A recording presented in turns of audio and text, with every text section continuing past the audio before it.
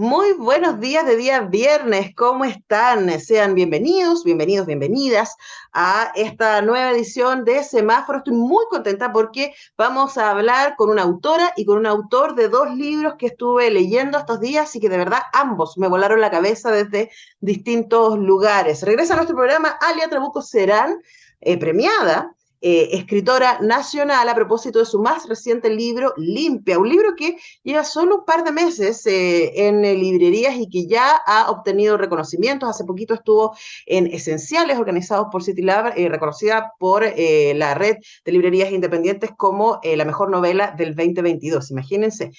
Vamos a conversar sobre este libro que es una mirada crítica muy emocionante, muy certera de nuestra sociedad desde una trabajadora doméstica. Y vamos a conversar también con el filósofo, sociólogo, educador, profesor de la Universidad Alberto Hurtado y director de la Fundación de Escuela de Educación Emocional, Juan Casasu, sobre este libro alucinante que se llama Siento, luego existo, el devenir humano a través de las emociones.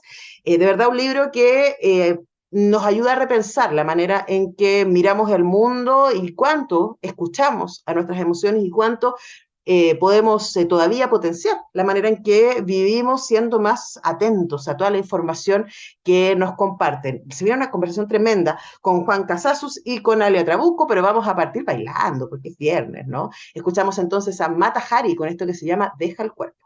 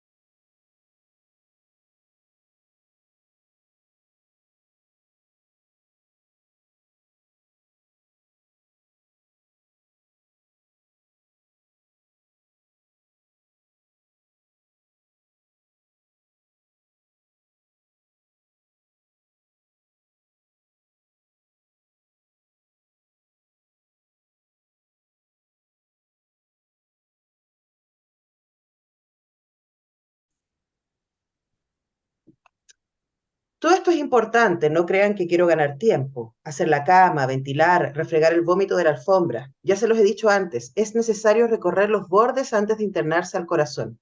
¿Y saben que hay en el corazón de una historia como esta?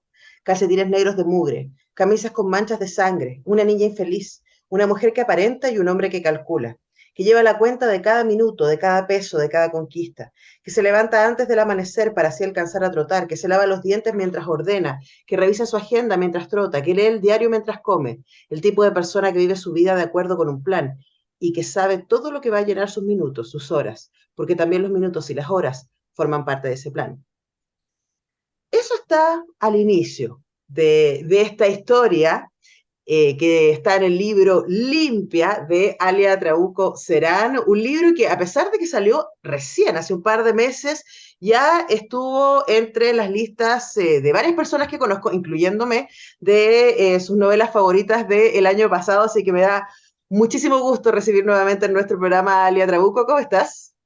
Hola Antonella, feliz de volver a conversar contigo. Tú sabes que siempre para mí es una alegría, nada, discutir contigo los libros, así que encantadísima. Sí, pues yo feliz de que podamos conversar sobre Limpia, tu esperado libro, eh, que es un libro, yo estaba pensando, ¿cómo entro a este libro? ¿Cómo les explico a la gente la experiencia de leer Limpia? Porque en términos de estructura es un monólogo.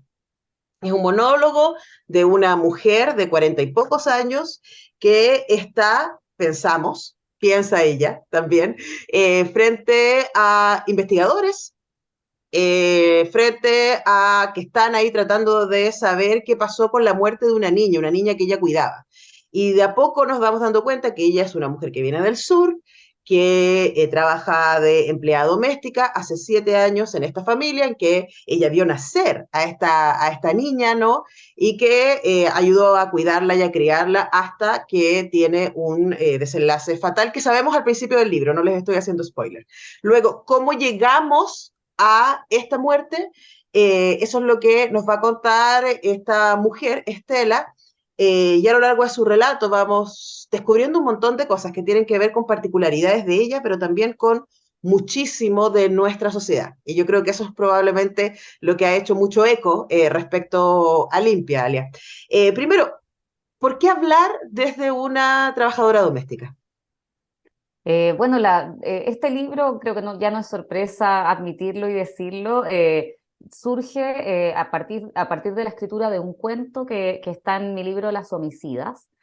Cuando yo escribí ese cuento, que trataba de una trabajadora de casa particular que había asesinado a los hijos de sus patrones, me pasó algo como una especie de apoderamiento de mí misma por esa voz, ¿no? Yo en ese momento escribí un cuento corto.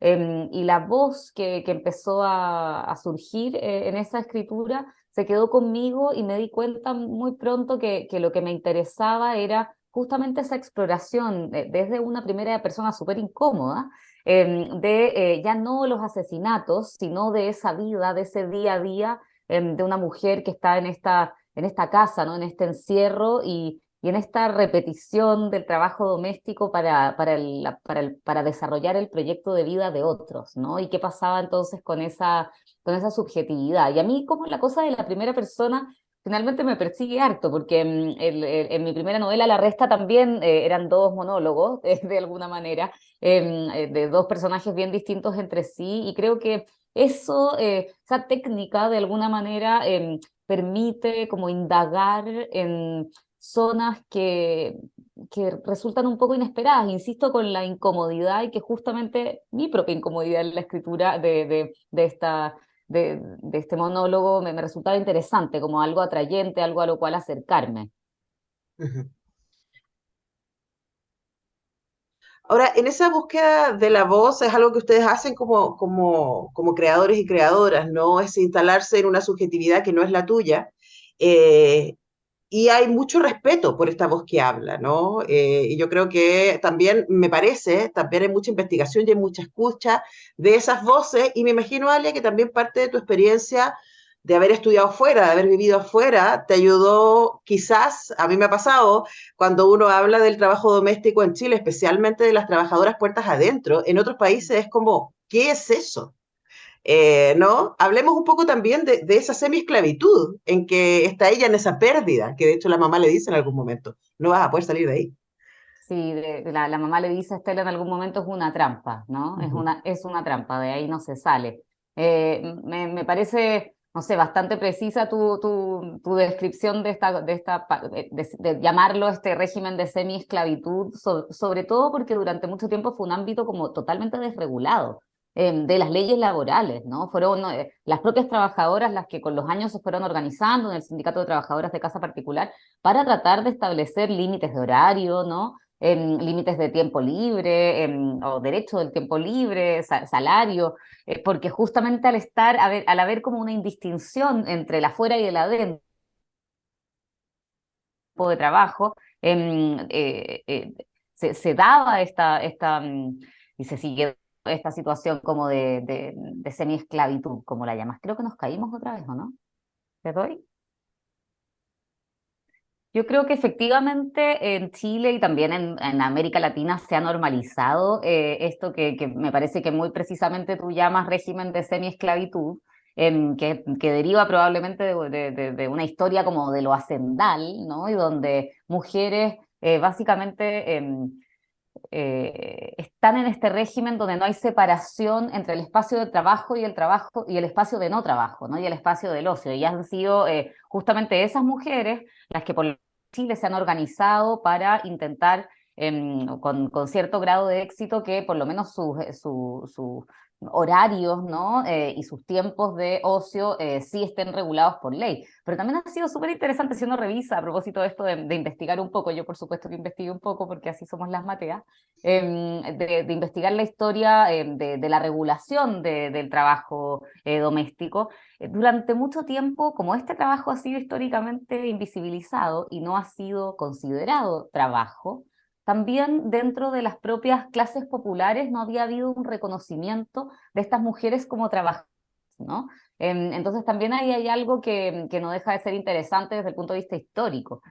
Ahora, esta no es una novela ni histórica ni sociológica, es una novela, y en ese sentido a mí la exploración que me interesaba es la exploración de una voz, la exploración de una subjetividad, y también como de, de, de ciertos conflictos y ciertas incomodidades y ciertas contradicciones y cierto campo afectivo, ¿no? Que también ha sido, creo, como recorrido por la literatura desde un ángulo más bien condescendiente. Me gusta Mm. que en tu pregunta decías que había un respeto hacia esa voz.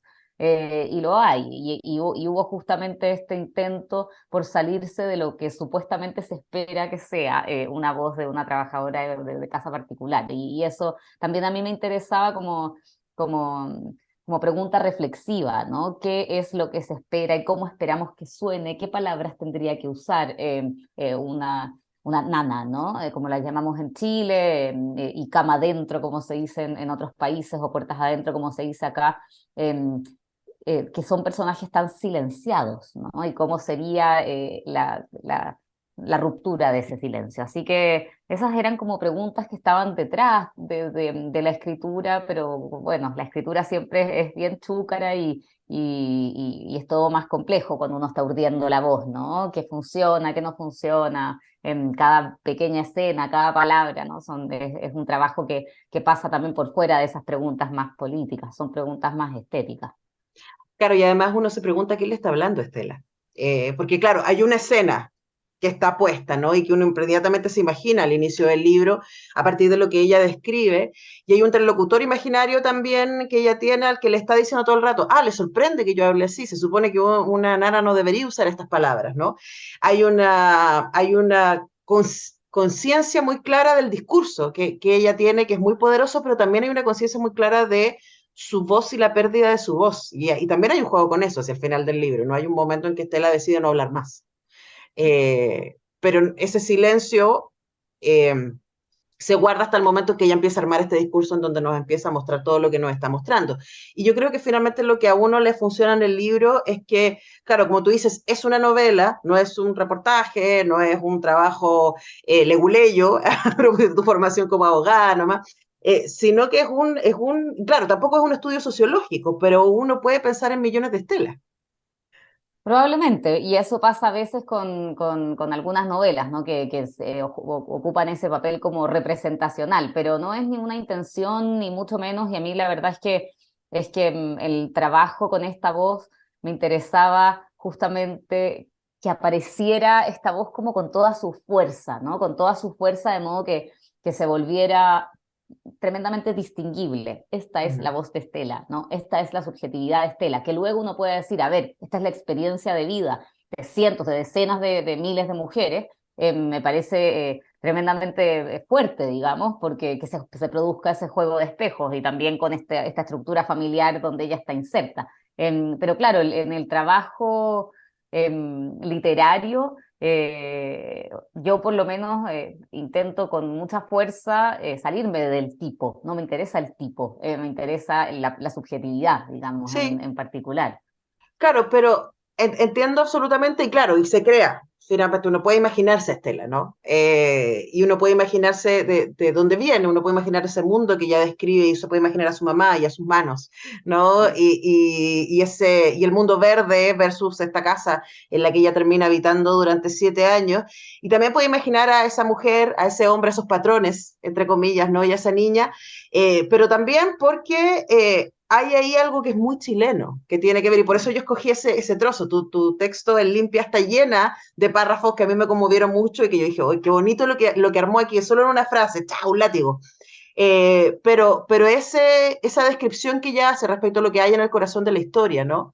Una mujer que aparenta y un hombre que controla, y que son básicamente la descripción de el mandato neoliberal chileno, ¿no? De cómo se supone que debe ser la familia y donde deben estar las prioridades. Ella es abogada, le va muy bien, trabaja en forestal, él es médico, le va increíble y no sé qué, viven en esta casa estupenda, no se imagina en un barrio estupendo, y lo que esta trabajadora observa es pura cáscara, ¿no? Que de hecho aparece otra trabajadora que le dice lo mismo, ¿no? Usted es pura cáscara.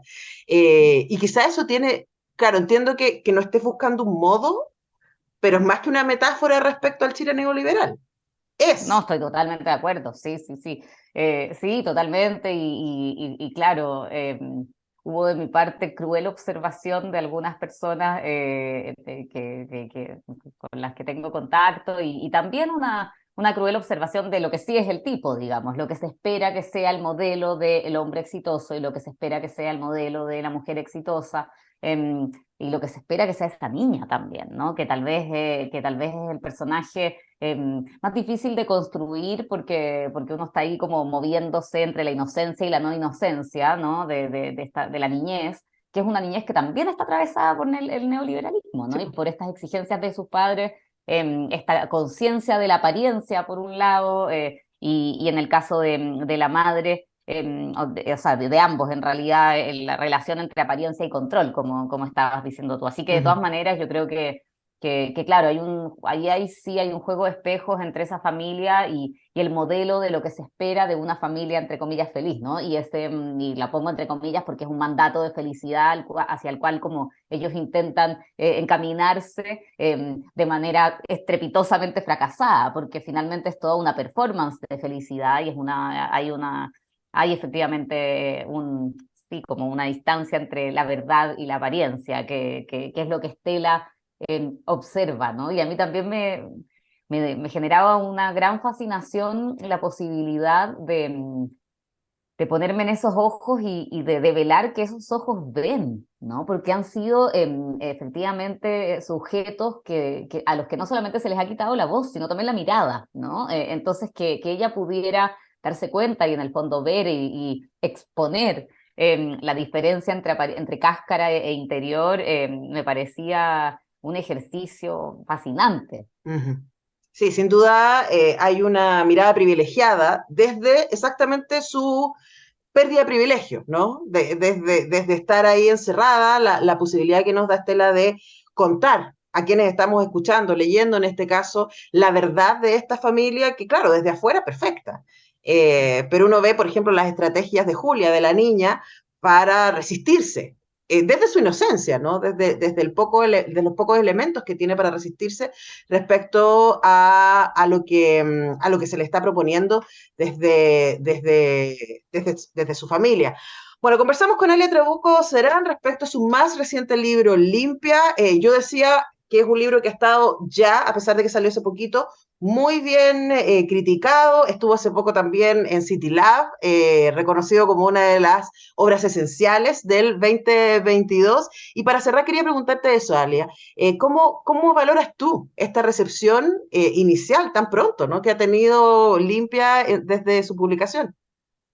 La verdad que esto de las librerías independientes o interdependientes, ¿no? Y que fuera reconocido ahí como el libro de ficción, no sé, el mejor del año, no sé cuál era exactamente la categoría, me alegró muchísimo porque también está teniendo como una circulación en el boca a boca que me parece muy bonita, que sea una novela que va pasando así, prestándose o comprándose, pero circulando en un mano a mano y en un boca a boca que para mí es muy lindo de ver, y es muy lindo de ver también lo que parte tú estabas como reflexionando de cómo un libro o una novela también incómoda como esta puede hacernos reflexionar sobre el momento en el que estamos como país, que es un momento bien delicado. Entonces me alegra que en un fin de año, después de un año arduo, como fue el 2022, para el país, con todos los vaivenes que hubo en esta montaña rusa de años, el libro al final, en estas últimas semanas, esté siendo discutido, como que me parece un tremendo honor que el libro esté siendo discutido y conversado y que esté siendo leído, porque finalmente esto no existiría si estoy yo sola en mi casa y nadie lo lee, así que sabemos que tiene dos partes este baile, así que la verdad que me honra mucho, estoy muy contenta con que el libro esté circulando em, de manera como amplia y muy generosa también, así que Ujú. muy contenta. Bueno, también yo cuando terminé de leer el libro pensaba en lo que dijo el viejo y cuestionado Heidegger, ¿no? Que la obra cuando desoculta el mundo. Y ese ejercicio, ¿no? De decir, oh, y esto se me había olvidado que estaba ahí. Yo creo que Limpia nos remueve desde ahí. Además que es una delicia leerlo, porque la voz de Estela, tu construcción la construcción el uso del lenguaje, la construcción de las frases me pareció que es muy interesante. En algunos momentos es muy bella, en otros momentos muy dolorosa. Y está todo eso ahí en Limpia, editado por Lumen. Ustedes lo pueden encontrar en librerías y por supuesto también en las tiendas virtuales asociadas a Penguin Random House. Muchísimas gracias, Alia. Siempre un placer conversar contigo. Muchas gracias a ti, Antonella, por la lectura, por la reflexión y el espacio. Siempre, sí, una alegría conversar contigo, la verdad. Bueno, espero que nos sigamos encontrando. Sí. Tremendo placer. Nosotros tenemos que ir a la pausa y ya regresamos.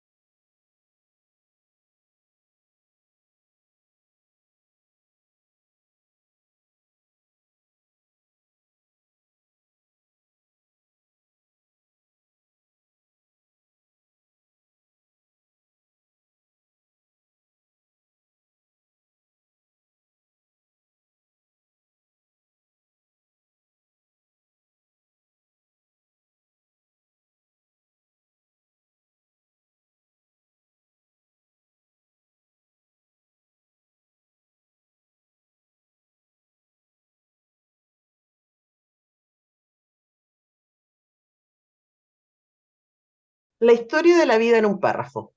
Al principio, la vida existía en una bacteria unicelular. Ella estaba hecha de tiras de información que se autorreproducían. La célula pudo subsistir gracias a que, aun cuando no tenía un sistema nervioso, estaba dotada de un cierto tipo de sensibilidad. La gracia de esta facultad era que le permitía a la célula ser sensible al entorno. Con ello, la función de la capacidad de ser afectada era de orientar la acción de la célula desde su interior al exterior, para asegurar su supervivencia y reproducción. La supervivencia resultaba de un doble movimiento, acercarse a lo que la nutriera y al mismo tiempo evitar todo lo que le hiciera daño.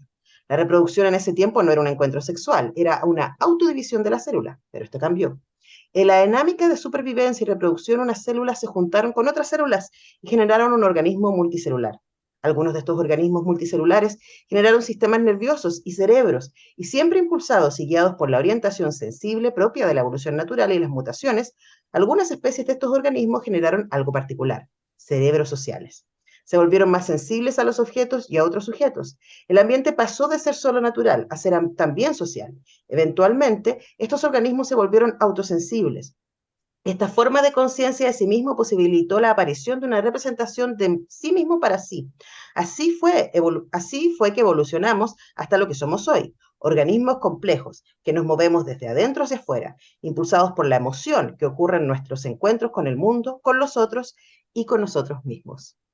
Este párrafo es el capítulo 2 de la primera parte del libro Siento, luego existo, el devenir humano a través de las emociones, y es un buen resumen del libro que luego su autor, que nos acompaña esta mañana, Juan Casaus, doctor, profesor de la Universidad Alberto Hurtado, filósofo, sociólogo y educador, también creador del método Conciencia Emocional y Comprensión Emocional y actualmente director de la Fundación Escuela de Educación Emocional y autor de entre otros libros, Siento, luego existo, y él en este libro se dedica a desarmar de a poquito cada uno de estos momentos que leí en ese párrafo. Juan, muchísimas gracias, un honor recibirlo en Radio Universidad de Chile. Por favor, gracias a ti por la invitación y feliz año. Bueno, feliz año también. Tengo muchísimas preguntas respecto al libro porque me da la impresión de que con lo que leí ya aparece algo que es muy importante y que es uno de los mitos que todavía en un mundo neoliberal enfocado en la producción parece seguir muy instalado. Y es la idea entre emoción versus racionalismo, ¿no? Y que los seres humanos somos racionales y que la emoción es una cosa animal y subjetiva. Y en ese párrafo usted ya instala la idea de que nosotros hemos sobrevivido gracias a la emoción. Desarrollemos un poco esa idea. Ya, mira, qué bueno que te hablaste del tema de los mitos porque eh, algo que le ha hecho mucho, mucho daño a las emociones son los mitos, ¿ah? Como por ejemplo que son negativas y que hay que evitarlas, te fijas, que son irracionales, etcétera, etcétera.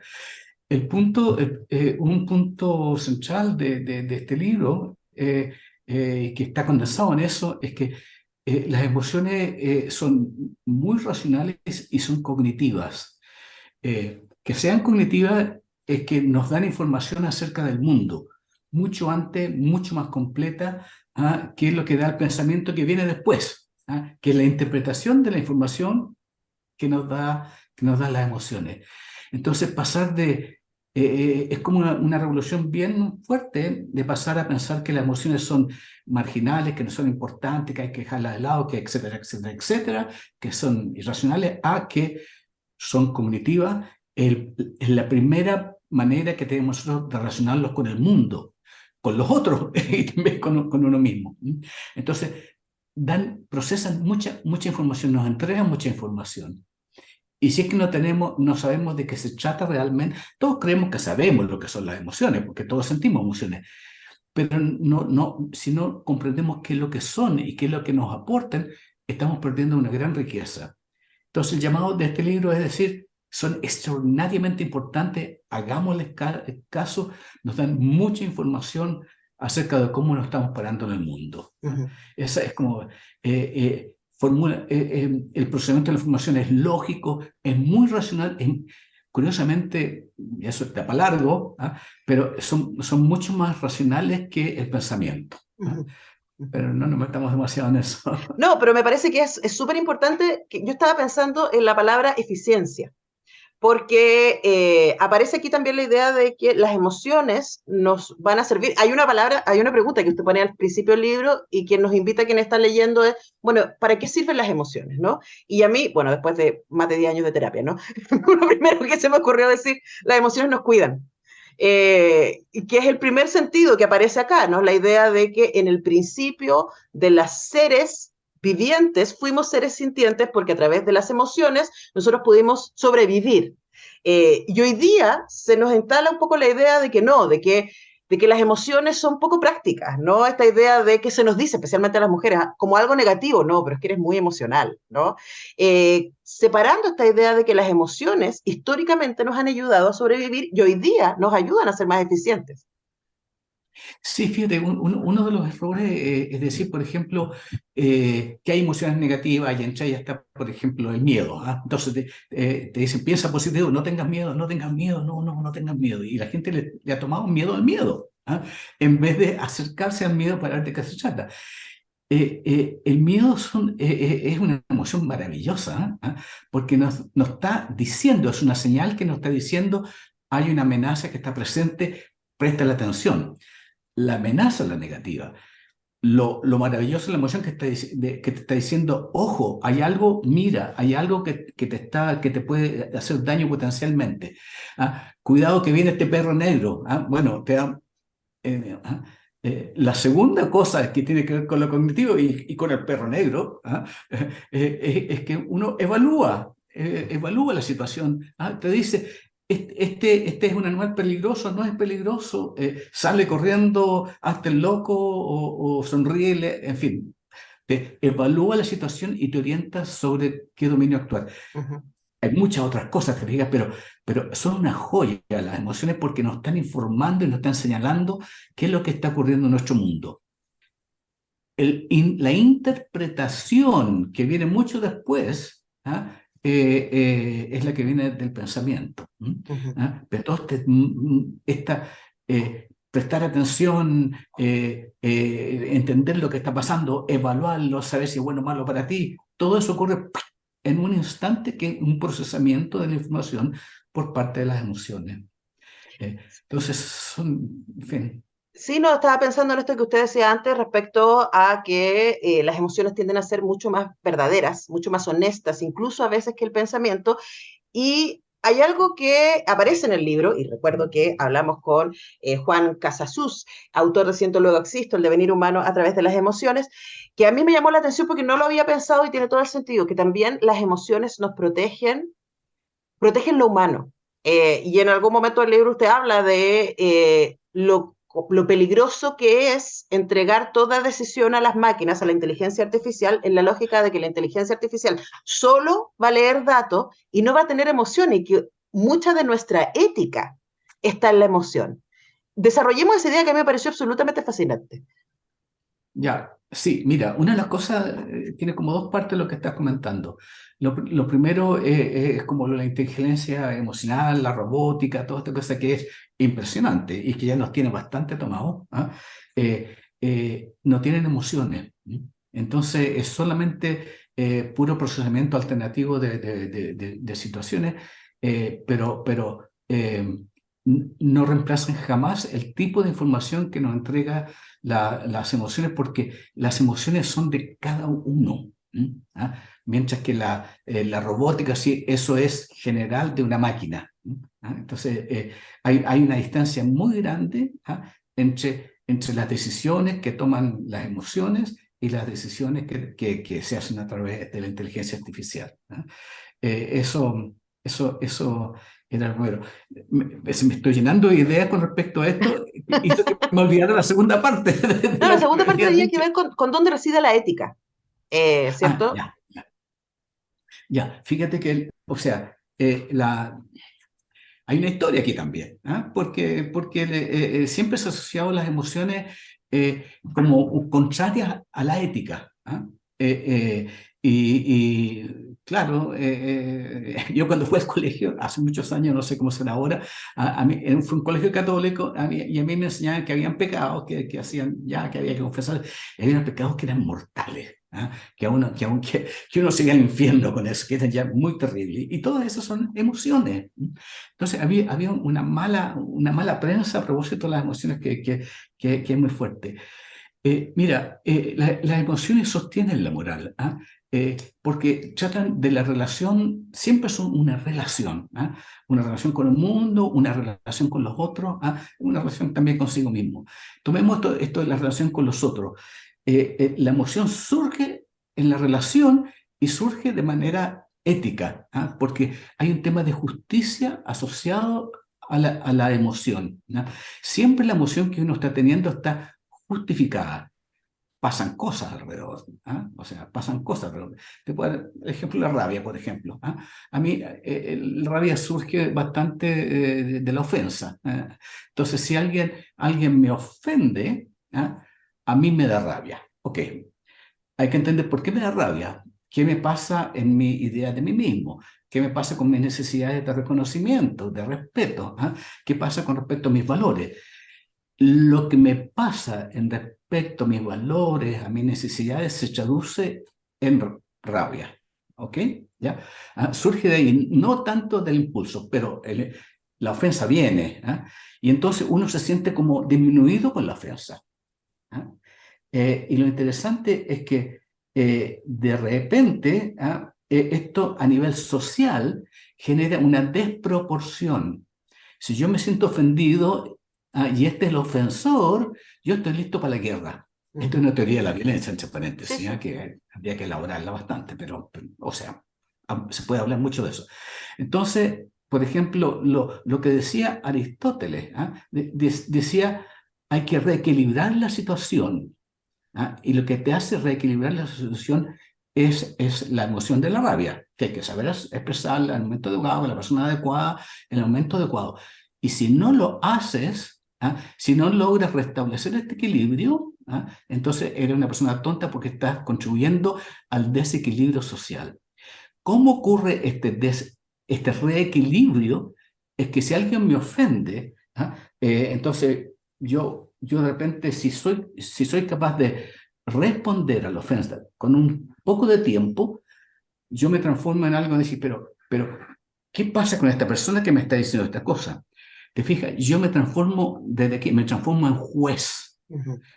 La rabia me eleva, ¿ah? Me eleva, ¿ah? Y yo puedo interactuar con otra persona ya no en la víctima ofendida, sino que en términos de un juez y diciendo estás mal por tal y tal razón, etcétera, y eso se sigue. Eh, es complejo el proceso, ¿ah? Pero te das cuenta, lo fundamental es poder trabajar bien la rabia a nivel personal o en pareja o socialmente, ¿ah? Para superar esta ofensa. Sí. ¿Mm? Esto lo hemos vivido en Chile. ¿Ah? Absolutamente, ¿Sí? ¿no? Y estaba pensando también en algo que nos preocupa, ¿no? Es como el avance de los neofascismos, uno puede decir, tiene muchísimo que ver con esto, tiene muchísimo como que ver con relatos que vienen de emociones que, como toda emoción, es tremendamente válida, pero que se visten de argumentaciones que finalmente terminan justificando niveles de violencia que nos hacen pésimo a todos. Y ahí quizás eso podría ser un ejemplo de lo que sucede cuando no escuchamos las emociones, porque aquí inmediatamente me viene, Juan, esta idea de este libro que tengo en mis manos, Siento, luego existo, el devenir humano a través de las emociones, un tremendo manual. Uno podría decir, primero para valorar las emociones, para darle lugar y luego para decir, ok, ¿qué hago con ellas? ¿No?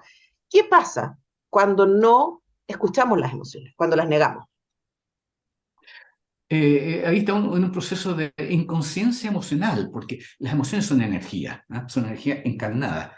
Lo bonito, o sea, lo extraordinario de las emociones es que tienen que ver con el cuerpo, con las emociones y con el pensamiento, ¿ah? El pensamiento tiene que ver con el pensamiento nomás, ¿ah? Pero las emociones nos llaman a todo, es lo más integral que hay, lo que más integra, ¿ah? Ya. Como es energía, ¿ah?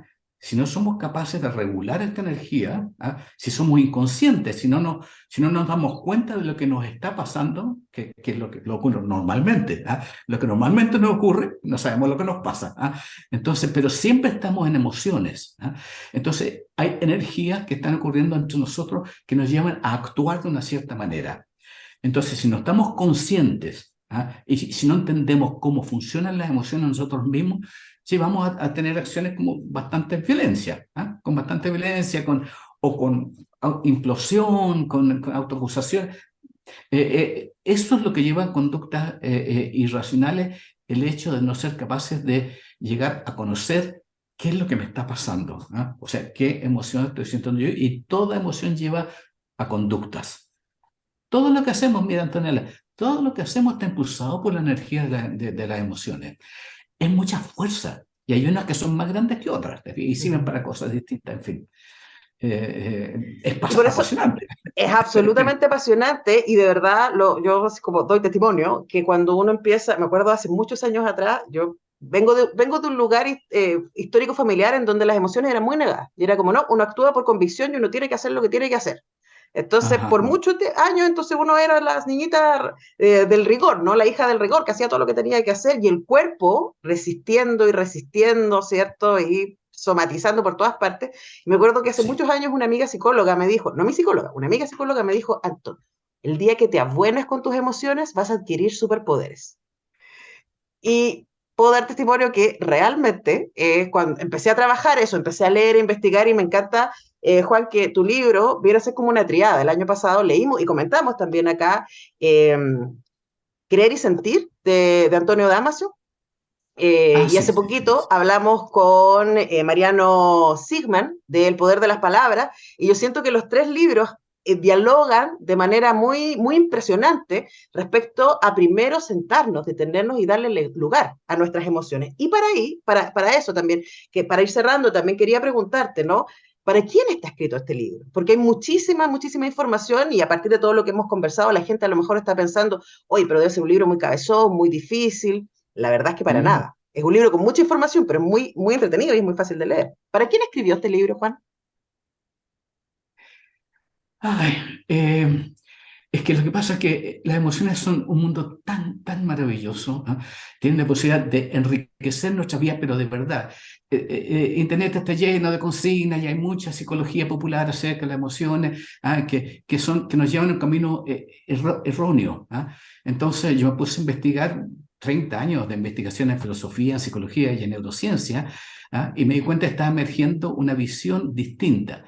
Y me parece que en este momento en que la cosa está tan difícil, la vida está tan incierta. Hay un dominio del mundo de la inteligencia artificial hay una tendencia a dejar de lado el mundo emocional, ¿ah? Entonces es como un llamado, decirlo, no nos perdamos este tremendo regalo, esto que nos hace que seamos seres humanos, ¿ah? Lo que nos hace que seamos seres humanos, ¿ah? Son las emociones. Son las emociones. Está bien el pensamiento, pero son más importantes que el pensamiento. O sea, el pensamiento surge de un llamado que la emoción te está diciendo, hay un problema. ¿Qué podemos hacer? Entonces nos llama la emoción. ¿Ah? ¿Ah? Pero si a ti no te dice, no hay nada que te diga, hay un problema, ¿ah? No vas a llamar al pensamiento. Mm, Aun sí. cuando lo estés pasando bien y de repente dices, pero podríamos pasar un poquito mejor, es porque la emoción te ha dicho, hay un pequeño desbalance.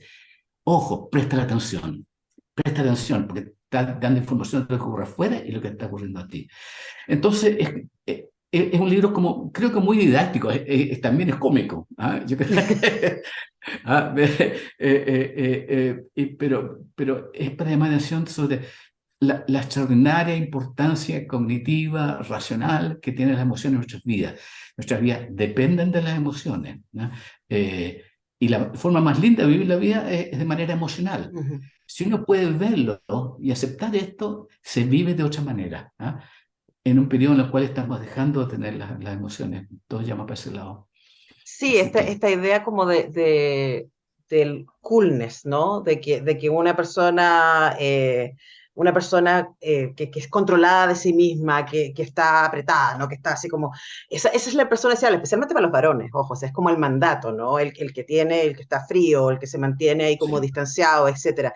Y la verdad es que nos estamos perdiendo tanto. Y luego, miren dónde nos ha llevado ese tipo de actitud, Sí, ¿no? Así que una sí. manera de empezar a pensar las emociones y empezar a vincularse con ellas y agarrar todo lo que nos ofrece SNES, de verdad les recomiendo muchísimo Siento, luego existo, el devenir humano a través de las emociones, como dice su autor, son 30 años de investigación acá, la bibliografía es extensísima, así que además si les picó algún tema pueden ir y seguir buscándolo. Juan Casasus, académico de la Universidad Alberto Hurtado, filósofo, sociólogo, educador, director de la Fundación Escuela de Educación Emocional. Se me hizo muy corta la entrevista, yo sabía que eso iba a pasar, pero esperamos que nos podamos encontrar nuevamente. Muchas gracias, Antonella, y también agradecer a la editorial de la universidad que se dio la pena de estudiarla, de hacerlo pasarlo por los filtros de las facultades, que es cosa que no es menor, lo que habla de la seriedad de esa editorial donde se ha publicado este libro. Muchas gracias, Antonella. Y si quieres algún día tomar otro capítulo, nos podemos Lo haremos, claro, meterle. porque yo además le decía a Juan que solo nos detuvimos en algunas ideas que están en la primera parte del libro, porque después sigue con un montón de otras cosas que sin duda vamos a retomar, pero también las felicitaciones a la Universidad Alberto Hurtado, que como nuestra radio creemos, hace lo que tiene que hacer el espacio de extensión de la universidad, tomar el conocimiento que aparece desde la academia y compartirlo con la comunidad. Así que les dejamos la recomendación, Siento, luego existo, el devenir humano a través de las emociones, publicado por Universidad Alberto Hurtado Ediciones. Consíganlo en sus redes sociales, en su web, están librerías, y con ese dato nos despedimos. Hasta el lunes. Que tengan un estupendo fin de semana.